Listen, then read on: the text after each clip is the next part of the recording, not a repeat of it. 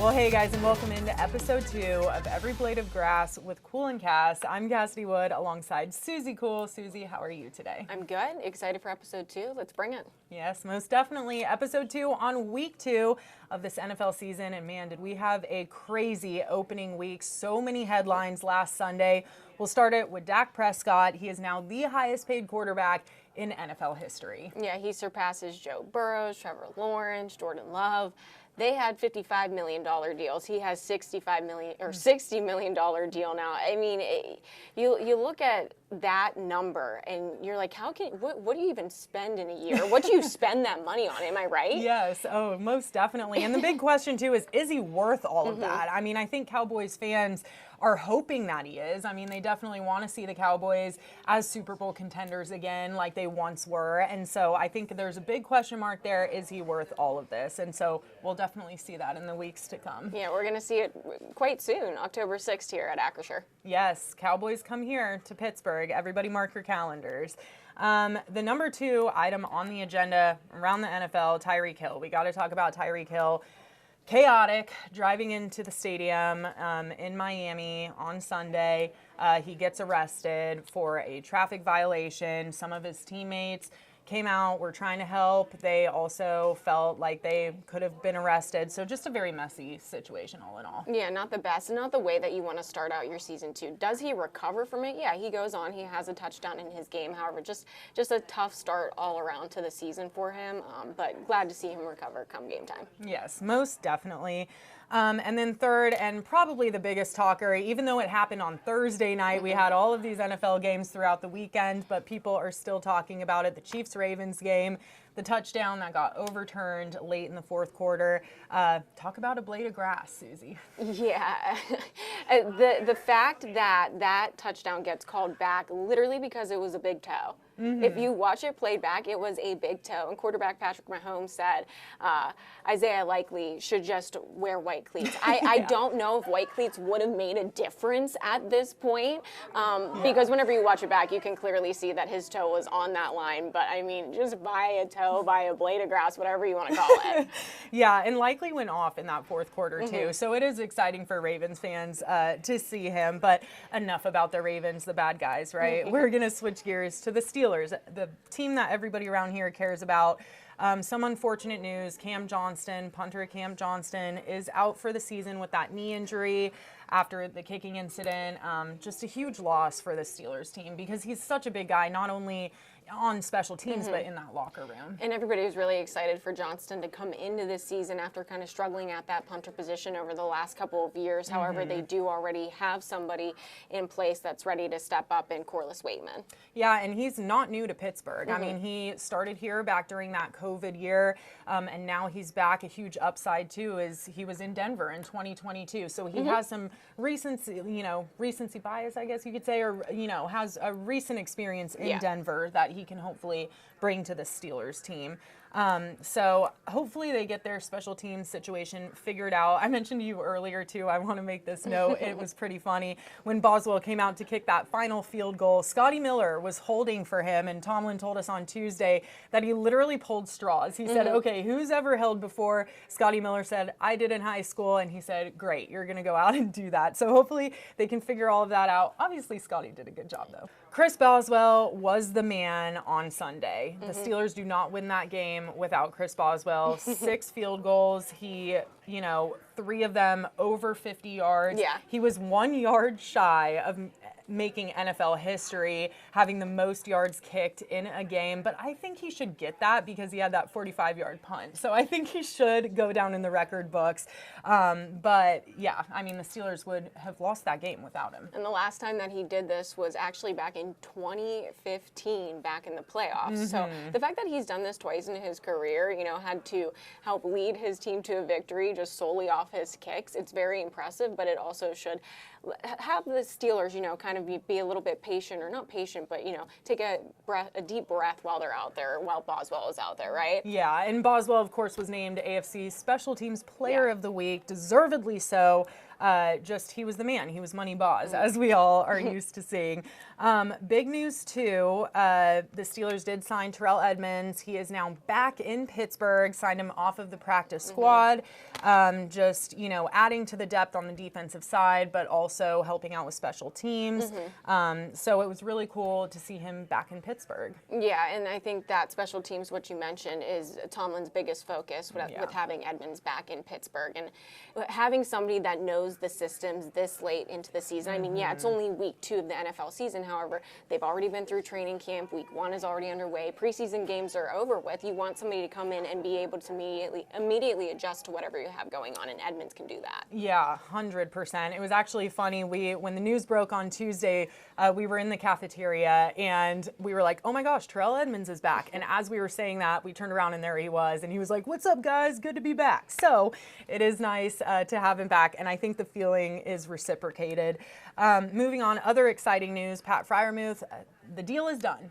He is here for long-term, 4-year, $48 million contract extension. So it's great to have Muth here in the Steel City long-term. Yeah, and I think that this is somebody that everybody can get like a little bit excited about, right? He's one of those younger franchise players that people can now invest in and really watch, grow over the next couple of years. And he's already made a good impact in his first 3 seasons with the Steelers. So I'm excited to see what he can do moving forward. Yeah, especially with Arthur Smith's offense. Yes. They use tight ends a lot. So it'll be really cool to see him here in Pittsburgh long term.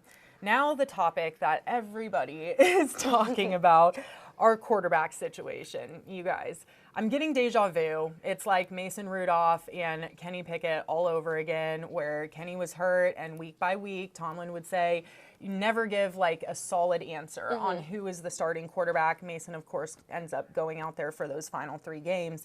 But now Justin Fields is likely going to be starting in Denver because Russ is still sidelined with that calf injury. Yeah, I mean, I still think whenever Wilson gets the go-ahead, he's going to have the ball in his hand. I don't doubt that because he still has to show out at some point this season, be in a game, prove why he's been a veteran in this league. I mean, again, it goes back to him being a Super Bowl champ at one point. Tomlin has the faith in him. It's just Justin Fields has to step up right now too. And that goes into, leading this offense. Did he lead it well enough last week if there were no touchdowns scored? So is the game last week a little bit different with Wilson, under center? We don't know. We don't have those answers. But I think once Wilson is good to go, he will be under center, and Fields might have to take the back seat for a little bit. But then I think it's really up in the air as to whose game it is. 100%. It is a bummer, though. They are going to Denver. This could have been Russ's big revenge game, but he will likely be sidelined. So that's kind of unfortunate. We also want to mention he was demoted to the 3rd string in Atlanta, but people still saw him on the sidelines in full pads. Tomlin did say he was that emergency quarterback. So God forbid if anything were to happen, he was still planning on going into the game as a last case scenario type situation. But thankfully at the quarterback position, no one got injured in that game. So and then following up on other injuries as well, just wanted to mention Darius Rush is still in concussion protocol and Isaac Seumalo has also been limited in practice, but signs are looking up for both of those guys. So hopefully, health-wise, the Steelers can get back to 100% here soon, or 100% in football terms. Let's switch gears to our CC's 3 keys. Number 1, obvious, I think. They need to score a touchdown, you guys. They need to get in the end zone. Yeah, I think that's plain and simple. Justin Fields maybe won't have, it's not that he had a shaky start, but maybe he's more comfortable, with this offense after week 1 and then getting in a couple of preseason games. They're also going against another rookie quarterback on the other side in Denver. So, really settling in, trying to maybe upset their offense, push back their defense, and get in the end zone finally. Oh, yeah, 100%. They just can't rely on Boswell. I want to see the offense moving and grooving a little bit more, too. I mean, Justin Fields, he had a couple deep balls to George Pickens. Like to see more of that. Again, Arthur Smith, he's typically known to use his tight ends. Pat Freiermuth was hit 4 times for 27 yards. Darnell was only hit once for 5. So maybe using those tight ends more, obviously depending on how the defense lines up. But that would I think be very nice to see.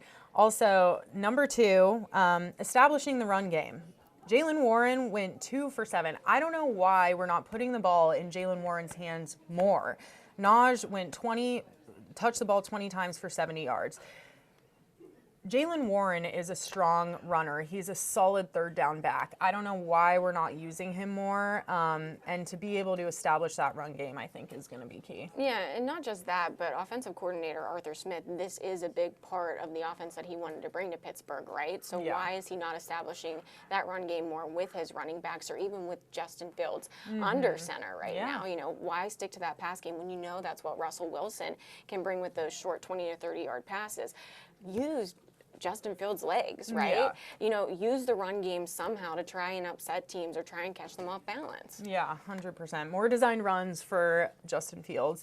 Number 3, lessen the penalties. You guys, there were 11 flags costing them 94 yards, and they were just nonsensical penalties. They were just not necessary. They didn't need to happen. There was the illegal shifts, false starts, offensive holdings, hands to the face, the one that sticks out. I mean, obviously you can blame stuff on the refs, right? Yeah. TJ Watt, you know, jumping the line and getting that strip sack called back. That was unfortunate. There were some other ticky-tacky, you know, flags that were called, but I think all in all, when you're getting flagged 11 times for almost 100 yards, that's an issue. Yeah, but I also think that that can go back to the environment that they were in last week and also just being a young offense, right? Yeah. So there's so many factors that can go into getting flagged so many times, the nerves for some of the rookies or whoever is out there. So hopefully the nerves have settled come Denver, but again, it's going to be another hostile environment as well because the altitude is going to make a difference, and Denver might be a little bit loud because some more tickets might have sold when they thought Russell Wilson was starting. So I guess we're going to have to see. Yeah, that's so true. That is a good point, Suzie. All right, so I think that pretty much wraps up what we have to say today. You have anything else to add, or? No, I think I'm good. I'm excited to see what the Lurs can do against the Broncos in Denver. And again, I think just one of the bigger things is going to be that altitude and kind of combating that whenever they get to Denver this weekend. Yeah, couldn't agree more, Suzie. All right, so coming up this weekend on KDKA, you can catch Bob, Charlie, Rich, and Jerry for the Steelers kickoff show at 11:30 a.m. Then the Steelers face the Broncos at 4:45, and we have 2 hours of post-game coverage on KDKA immediately following the game. And new this week, Inside the Huddle does return to CBS News Pittsburgh. Rich, Jerry, and myself take a deeper dive into the Steelers' Week 2 matchup that is streaming starting at 11 a.m. on Friday. It is game week, you guys. Get excited as the Steelers head to Denver on Sunday. For Suzie and Cassidy, that about wraps it up. We'll see you guys here next week.